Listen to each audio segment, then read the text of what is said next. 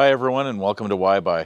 Today we're going to smoke some salmon on a Green Mountain Grill pellet smoker.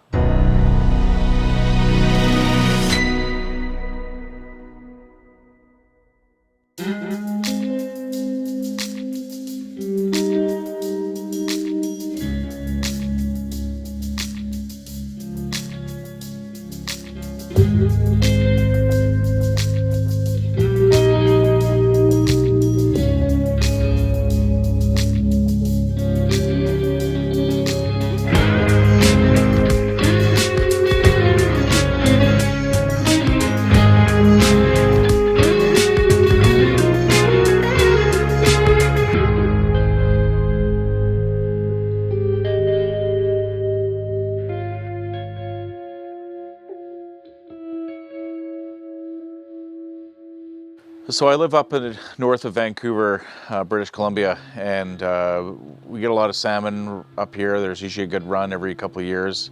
So normally when I would cook salmon, it would just be throwing it on the barbecue, maybe in some tin foil with a couple little salt and pepper and some lemon, and just serve it up that way. So I wanted to try something new, and that's where I have my Green Mountain Grill pellet smoker here, and I figured I'd try the smoked salmon. So you may think that it's just easy to buy some salmon and throw it on the smoker and you're good to go, but there's a bit of a process to begin with. So what's the difference between cold smoke and hot smoke? The cold smoking is a longer process where you're not really cooking the meat, you're setting it up for a longer preservation and storage of the food. Whereas a hot smoke is you're cooking it and then getting it ready to serve up within that day or perhaps the next day. You might not want to serve a cold smoke salmon for dinner. It's more of an appetizer. If you have some cream cheese and some crackers, very delicious. Adding a brine to your salmon allows the fish to retain more moisture, but also adds a good flavor to it as well. If you're planning on doing the salmon for dinner, it's best to try the brine the night before or in the morning to give you ample time for to be ready for dinner. So what's the difference between a wet or a dry brine? A dry brine, you're using, as I did today, some brown sugar, kosher salt, and black pepper. Just mixing it up and then applying it to the top and bottom layers and letting the salmon, wrapping the salmon in that and letting it sit for 4 to 6 hours. So a wet brine would be much of the same, but you're dissolving one of those ingredients in water and adding it to the salmon and letting it soak in that. Wet brine might be beneficial if you have, say, a large amount of salmon to smoke and you want to do them all at the same time. You can put, say, 12 fillets in a big bucket with the wet brine, whereas a dry brine is good for 2, 3, or 4 fillets at a time. It's very important to rinse the salmon of the brine to make sure that there's no excessive brine on the salmon prior to cooking. So after you've rinsed the salmon of the brine, it's important to put it on some drying racks in the refrigerator and let it sit overnight for as long as you can. What this does is it brings out a little layer called the pellicle, and that's on the top part of the salmon, and it's a little protein layer. This pellicle is really important because it helps the smoke adhere to the salmon during the cooking process. Which brings us to the skin. Should you leave the skin on or take it off? I recommend that you keep it on. It acts as a barrier between the grill and the salmon. It adds a little bit of flavor in there as well. The nice thing is when the salmon's finally cooked, it's easy to remove the skin if you don't want it. So now that your salmon's been resting overnight, it's time to prep your smoker. When I start up my smoker here, I always like to keep the lid open just to let the initial smoke get out. Once we get up into the number 3 or when the temperature readout is on there, I close it and let the smoker heat up. So when you're starting up your Green Mountain Grill, just hit the power button. It's going to run through a couple cycles, number 1, number 2, and number 3, and then it will give you the temperature readout. Once it says the temperature readout, feel free to change the temperature up and down to whatever the cook you're doing that day.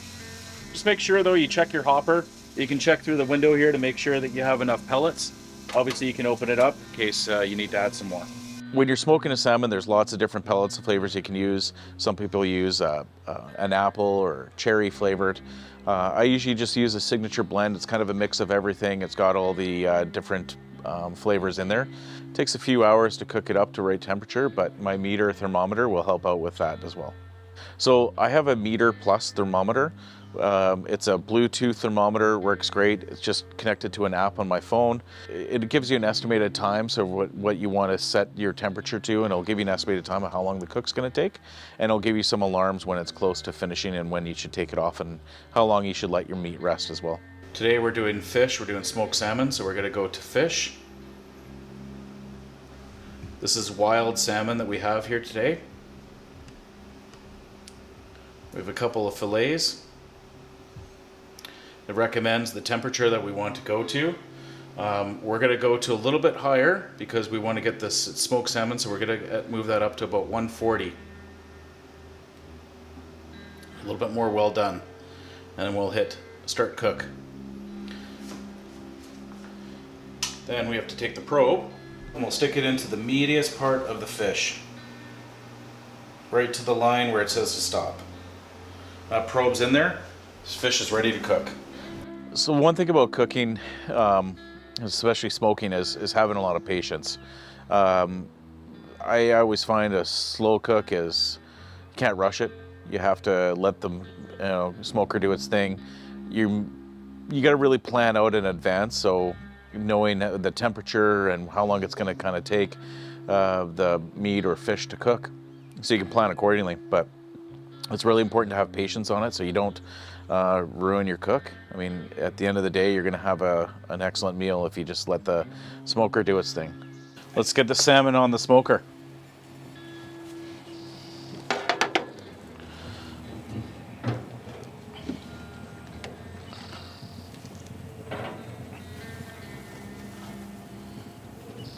So once it's on, we can just set up the cook with our meter and just hit start cook. And we got that meter probe, is right there, right over beside the grill. And we're gonna start our cook. There we go. So the things I like about the meter probe is that it tells you your internal temperature of the meat or fish or chicken that you're cooking, your target temperature. So today we cook in the wild salmon fillet and we're trying to get a target of 150. The ambient temperature here, which gives you the ambient temperature of the smoker inside. It does a little bit of calculation, takes a little bit of time at the beginning, maybe a few minutes, but it'll tell you the estimating the cook time. Once that changes, it'll give you however long it's going to take to get up to the target temperature. So what about basting? A lot of people will baste their salmon perhaps with maple syrup, honey, maybe a different type of special sauce that they make. I'm not basting this one, I'm just letting the smoke do its thing on this one, but really that's up to everyone's personal desires what they want to do. Just remember, when you're trying something new, you don't want to go overboard. You want to keep it simple. You want to just try to get that get it right the first time so that you can continue doing it more often and then maybe get a little bit more experience and try some new things. So the meter's telling me that it's time to go, so we're going to take it off. We're going to get this off the smoker and let it rest. Once your cook is done, it's good to let your salmon rest. You can tent it in tin foil, and it's important to do this just to let the juices kind of redistribute within the fish as it sits and rests before you let it, before you enjoy it. It smells so good.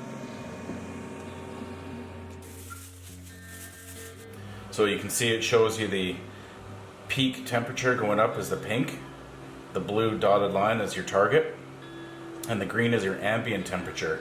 And spikes show you when it was basically when we opened the smoker. So as for a beverage, a nice white wine is always good, or a nice crisp lager or Pilsner beer would always go down easy with smoked salmon. So to go with sides for the smoked salmon, there's lots of options out there. Some rice, maybe a baked potato, some nice roasted vegetables, and a salad are always good staples. If you thought this video was helpful, please like and subscribe, show your support, and thank you for watching. And if you're having some hungry guests, easy, just give them another drink or have maybe a little appetizer or two, and they'll good things come to those who wait, right? So. All right, so these are some fresh prawns, just caught out of Howe Sound just this morning. We're just gonna dehead them so we can fry them up quickly in a little bit of butter and garlic. So to get them, you just basically grab the head here, grab the tail, or you should zoom in, there you go. So just grab the head and the tail, and all you want to really do is just twist.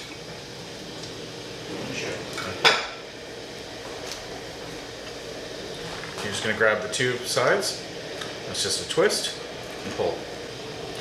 Just make sure after you do this, you always got to kind of give them a little bit of a rinse, just to make sure. There's one already in there.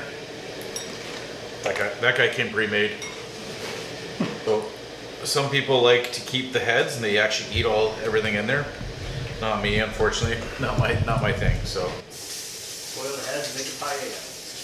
Yeah, exactly. That'd be good. Whoops. I put a head in here. I'm just gonna leave the tails on to cook them, but it'll be a little bit up to you guys to just take the tails off after they're done. It should be quick.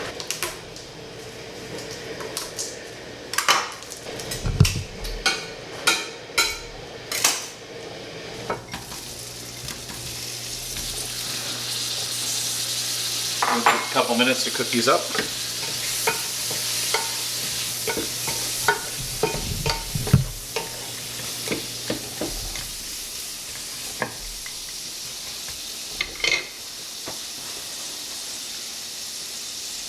Put a little pepper.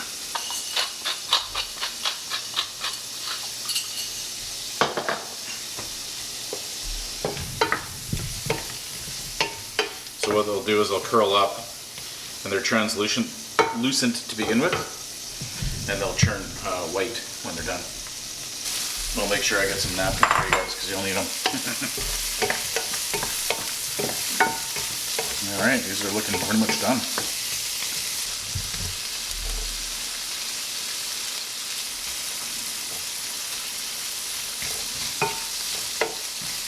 Please like and subscribe. Share your feedback? No. I thought I had it. I don't. No, thanks. I thought I had it. It's if you like this video, yeah, okay. Yeah. If you thought this video was helpful, please like and subscribe. Show your support. And thanks for watching. You just click on the set up to cook. Big button here.